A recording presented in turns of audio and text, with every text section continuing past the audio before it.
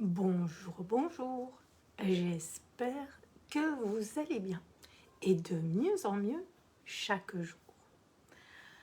Le sujet du jour est peut-être un peu philosophique et peut-être un peu particulier pour certaines personnes. Néanmoins, je vais quand même l'aborder. Savez-vous ce que sont les lois universelles? Et connaissez-vous quelles sont ces lois et ces principes qui régissent l'univers? En fait, il y a 7 principes qui gouvernent toute personne et toute chose dans l'univers. Et l'univers existe dans une harmonie et un ordre parfait en vertu de ces lois. De prime abord, elles peuvent paraître un peu hermétiques et on dira que les premières sont qualifiées de supérieures et immuables, c'est-à-dire qu'elles ne peuvent pas être modifiées et elles sont éternelles.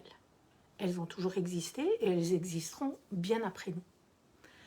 Elles sont impersonnelles et elles fonctionnent de manière automatique, sans notre consentement, sans notre participation consciente.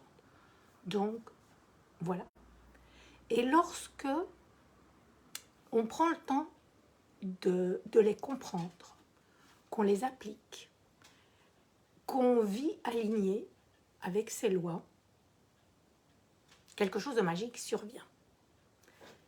On fait l'expérience d'une merveilleuse transformation dans tous les domaines de notre vie. Par exemple, là je vais vous en citer juste une, je vais un peu expliquer juste une, qui est la loi universelle de l'analogie ou de la correspondance. On dit en haut comme en bas comme en haut, en dedans comme en dehors comme en dedans. En fait, tout est lié et il y a une harmonie, un accord, une correspondance entre les différents plans, que ce soit physique, mental ou spirituel. Petite précision, spirituel n'a rien à voir avec la religion. Une autre manière de dire, c'est tout ce qui n'est pas matériel est spirituel. Et donc, en fait, pour cette loi universelle de l'analogie ou de la correspondance, c'est qu'il n'y a aucune séparation.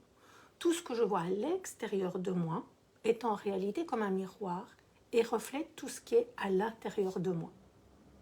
Et donc, si je veux changer quelque chose dans ma réalité ou dans mes circonstances, ce que je devrais faire, c'est changer ma manière de penser, de réfléchir, ce que je suppose, ce que je ressens, ce que je crois.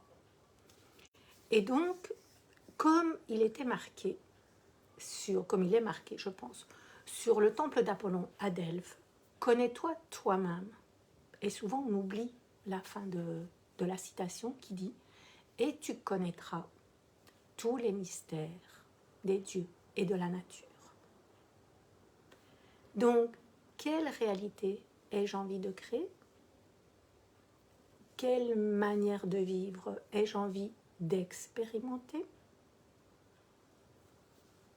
Voilà la réflexion du jour.